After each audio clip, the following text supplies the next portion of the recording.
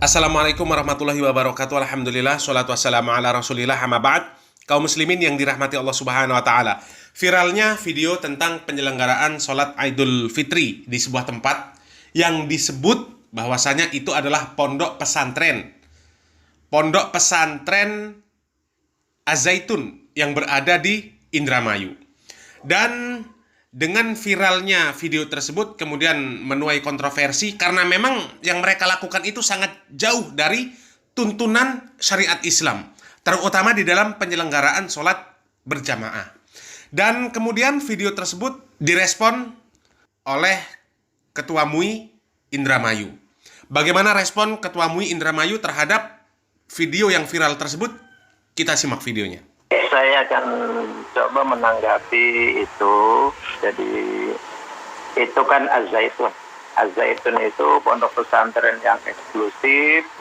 Jadi kami warga masyarakat Indramayu sesungguhnya ya tidak aneh dengan perlakuan Az-Zaitun tentang apapun. Sebab memang Az-Zaitun itu tidak sama dengan kita-kita syariat Islam. Az-Zaitun itu tidak sama. Oleh karena itu Indramayu tidak merasa bangga, tidak merasa keberadaan Az-Zaitun itu luar biasa, tidak. Sebab seolah-olah walaupun keberadaan di Indramayu, tapi masyarakat Indramayu tidak pernah membanggakannya. Nah, bicara tentang sholat itu dilakukan seperti itu sekalipun bicara sah saja gitu. Hanya tidak sesuai dengan syariat-syariat yang dilakukan oleh kita secara umum umat Islam. Shop itu yang paling utama adalah lurus dan rapat, tidak berjarak kecuali dalam keadaan mundur kemarin ada physical distancing. Sekarang kan sudah tidak lagi. Lalu kemudian urut-urutan shop itu lelaki yang di depan, perempuan harus ada di belakang laki-laki. Apapun statusnya, apakah dia ketua yayasan, apakah dia pembesar dan sebagainya. Baik. Itu barangkali yang kelihatan aneh dengan kita gitu. Bicara sah, yang penting syarat rukun dan lain sebagainya dalam sholat itu ada, sah saja. Akan tetapi wajar menjadi perbincangan seluruh masyarakat. Baik. Tidak sesuai Pak Kiai, dengan tapi video yang kemudian viral di media sosial tersebut ini sudah benar, dipastikan berada di Ponpes berada Al-Zaitun, di Ponpes Al-Zaitun ya, Pak? Oh iya, wah, iya itu di Az-Zaitun. Di Az-Zaitun. Memang Az-Zaitun eksklusif, ya tidak sama dengan kita, dan kami tidak bisa mengintervensi. Bahkan kami memohon kalau bisa MUI di tingkat nasional, silakan kalau memang dianggap itu perlu diluruskan, luruskan. Kalau kami yang ada di tingkat kabupaten, nggak bisa, Ibu. apakah sudah ada komunikasi dari MUI dan juga pihak Ponpes Al-Zaitun, Pak, mengenai video viral ini? Belum ada dari sana. Dan kami, saya pikir hanya hal-hal yang sia-sia saja, tidak akan ditanggapi gitu. Dan kalau umpamanya kami memaksakan diri, itu saya justru yang dikhawatirkan terjadi ada semacam konflik horizontal sesama kita umat Islam. Oleh karena itu kami mohon kalau bisa di tingkat nasional. Sebab Az-Zaitun itu biasa dikunjungi oleh tingkat-tingkat nasional. Zaman Presiden Habibie datang dan lain sebagainya. Jadi nggak nganggep lah kita. Baik. Video ini kan viral, Pak Kiai. Pak Kiai juga dihubungi oleh sejumlah pihak nggak, Pak, berkaitan dengan hal ini? Ya, para wartawan gitu, bertanya bagaimana itu dan sebagainya, ya saya sampaikan. Kita nggak usah aneh dengan Az-Zaitun. Sebab Az-Zaitun syariatnya tidak sama dengan kita. Alirannya juga kalau ditanya ya tidak aliran umpamanya Ahlussunnah wal Jamaah, tidak. Dia aliran Islam. Nah, dia tertutup. Oke. Kalau pemerintah pusat, ditanya ini gimana? Ya? Kalau pemerintah pusat, Pak Kiai, ada yang sudah menghubungi MUI Indramayu? Belum ada. Dan kalau pun ada, kami justru akan kami serahkan dan kita bisa kerjasama dengan pusat. Sebab kalau kami aja yang ke situ, ke Az-Zaitun, itu sia-sia saja. Ya, kemudian langkah berikutnya dari MUI Indramayu ini apa, Pak, untuk kemudian berdialog dengan pihak Ponpes Al-Zaitun ini? mengenai video yang viral ini? Sampai saat ini belum kami rencanakan, sebab bicara sholat itu sah-sah aja, Mbak.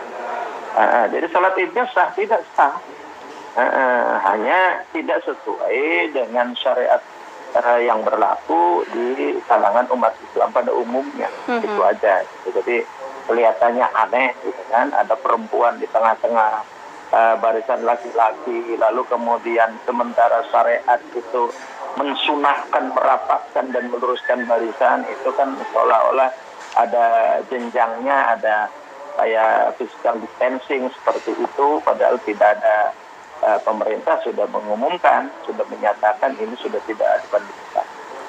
Baik. Terima kasih atas informasi yang sudah dibagikan kepada kami, Pak Kiai Haji Muhammad Syahtori yang merupakan Ketua MUI Indramayu. Terima kasih Pak Kiai. Assalamualaikum warahmatullahi wabarakatuh. Terima kasih.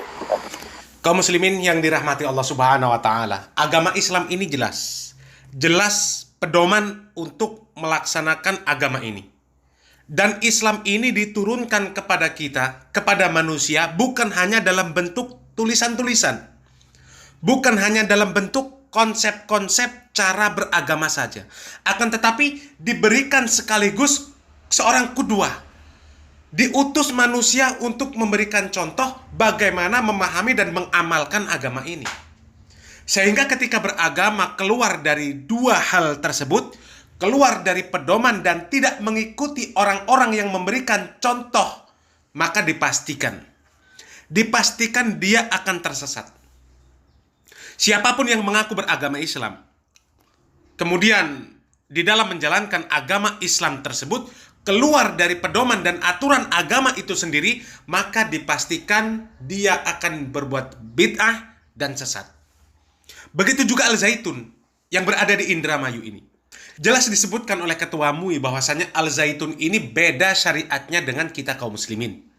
Dan mereka bukan ahlu sunnah wal jamaah.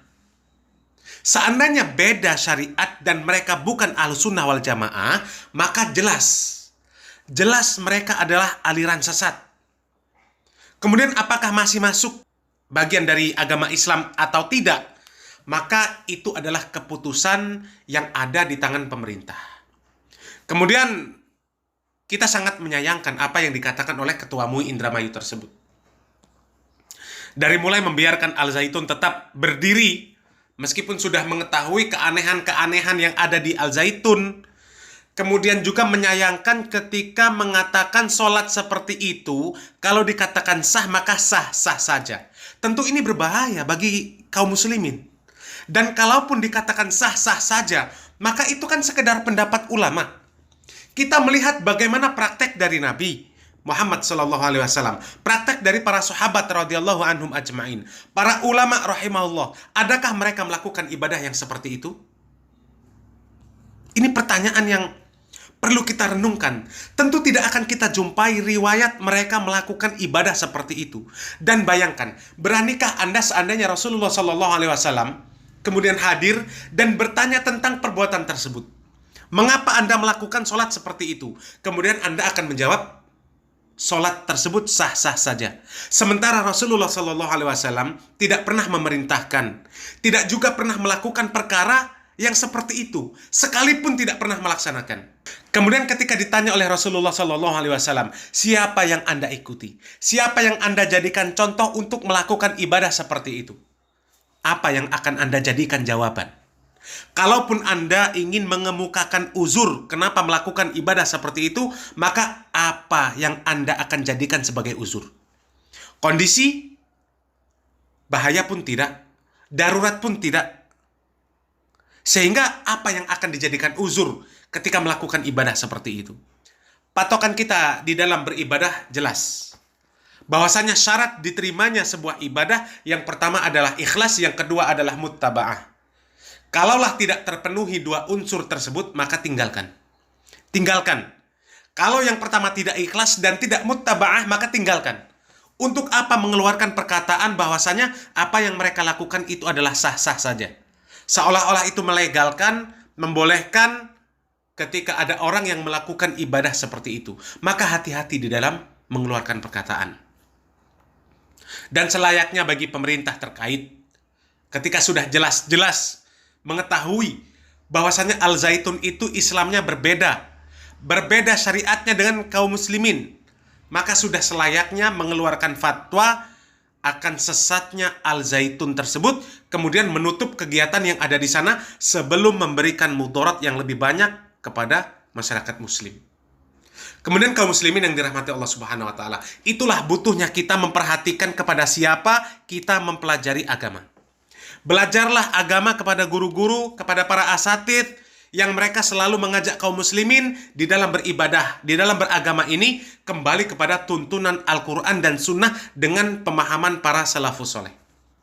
Terutama mereka yang menyerukan agar kita menjauhkan diri dan menjauhkan keluarga kita dari perbuatan syirik dan bid'ah.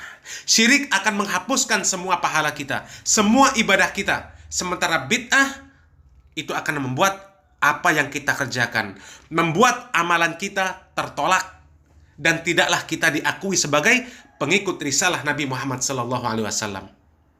Amaliyah bid'ah itu merusak. Tidaklah ada satu aliran sesat pun melainkan sebab mereka berbuat bid'ah.